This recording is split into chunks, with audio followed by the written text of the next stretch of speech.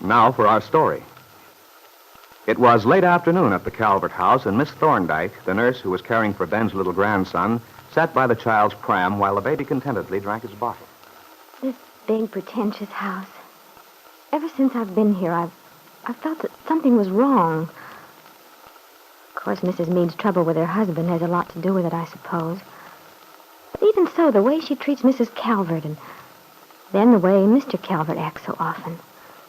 Seems as if nobody ever has a pleasant word to say to anyone. Besides, even if she is getting divorced, Mrs. Meade should take more interest in her son. She doesn't seem to have the least bit of affection for him. Why, even that Mrs. Fenner, her friend who was here just now, showed more feeling for the little fellow than his own mother ever has. Mrs. Fenner seemed nice. I wonder what she could have in common with Mrs. Meade. Personally, I don't see why you've come, Lisa. Kitt Meade, I've come to take my son away. Lisa, you don't know what you're saying. You haven't thought it through. Yes, I have, Kitt. It's all I have thought about for months. Well, then you haven't been very logical. If you had, you'd see how foolish your idea is. You're overwrought, tired. You've let yourself get all muddled and mixed up. Now, why don't we talk the thing over calmly? But I don't feel calm about it. Look, Lisa, don't you see that if you were to take the child away now, then everything you wanted for it originally would be lost? Remember when you made up your mind, decided to give him to me? Oh, yes, Kitt, I remember very well. You wanted a good home for your child. You wanted him to have security, the things you couldn't give him if you were alone. I know, but... You knew that if you were alone, working to support him, he wouldn't have the care he needed. Lisa, those things are just as true now as they were before in Malibu. You are alone. You would have to work to support the baby. You couldn't give him the proper care. But everything isn't the same now, Kitt. And besides, I see things differently. I was wrong before. No, I don't think you were. Your reasons were very good ones then. They still are. Oh, no. No matter what you say, it's not true. I'm not clever like you, Kitt. You and Paul.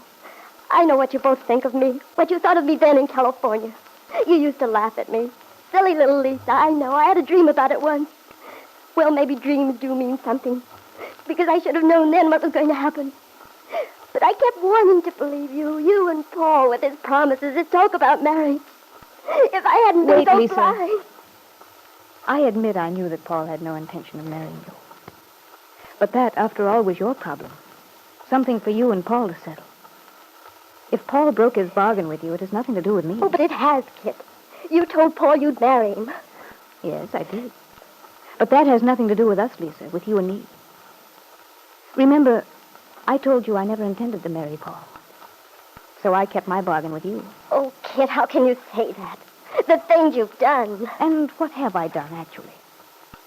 When we talked at Malibu, I told you about my marriage. I told you the truth then. I told you that my marriage was failing and that the child would restore it.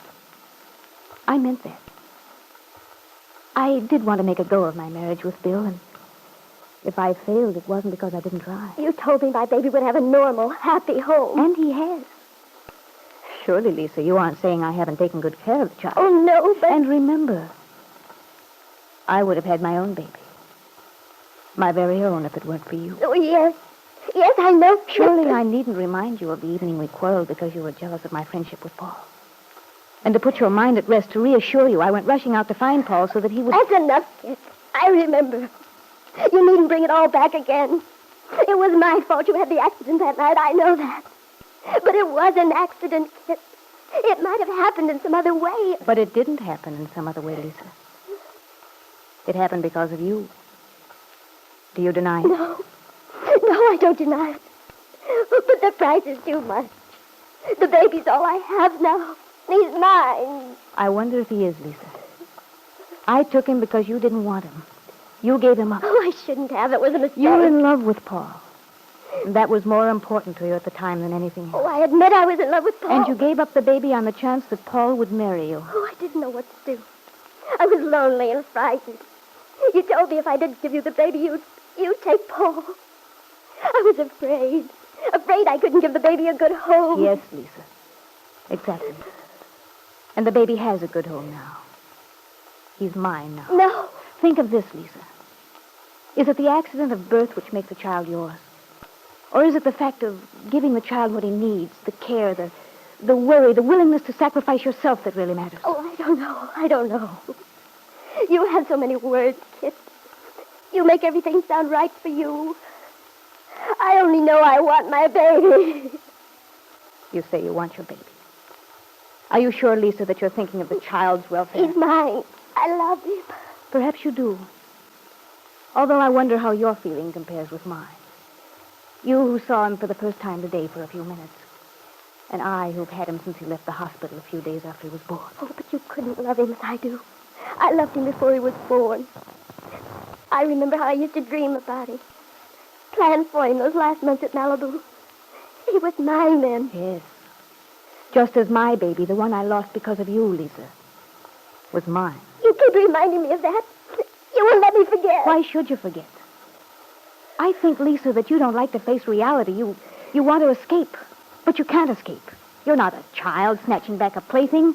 You're a woman who must face the consequences of what she's done. But what have I done? I've committed no crime. I believe you have. You made a choice, Lisa. You chose between your child and the man you loved.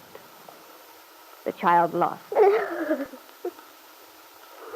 When you say it like that, you make me feel as if I'd abandoned my baby.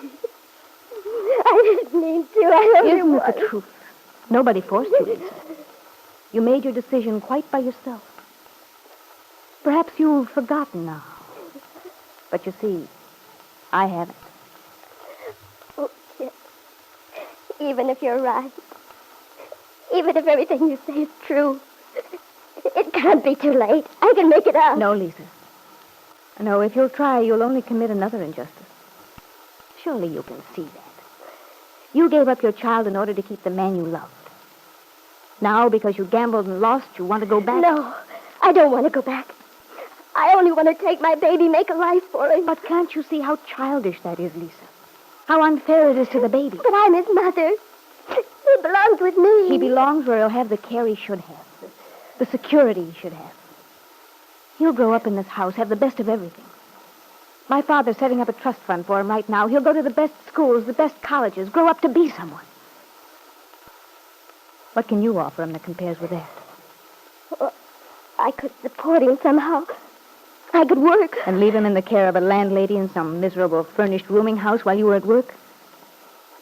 When you compare the two ways of living, Lisa, do you honestly believe that what you offer that child would be better than what I have to offer him? Oh, I don't know. It's so hard. When I came here, I was so sure. And now everything you say sounds right. I want my baby to be happy. To have what he should have. A good life. To grow up in security. Yes, Lisa, you do. And if that's what you want, perhaps you must pay for it somehow. Even if you pay for it in loneliness.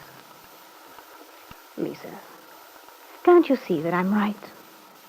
That the best thing you can do is leave the child here. With me. Lisa Fenner couldn't answer. She'd been so determined when she went to see Kitt, so certain she was doing the right thing. But Kitt was so glib, so convincing. Even her falsehoods sounded truthful as she spoke them. Lisa couldn't compete with her in words. She was too simple, too honest. But I wonder, Kitt, if Lisa will allow herself to be tricked by you again. I wonder if she'll give in to you. Let you keep the baby son for whom she has gone through so much misery and unhappiness. Keep the baby boy for whom you, Kitt, actually have no love at all.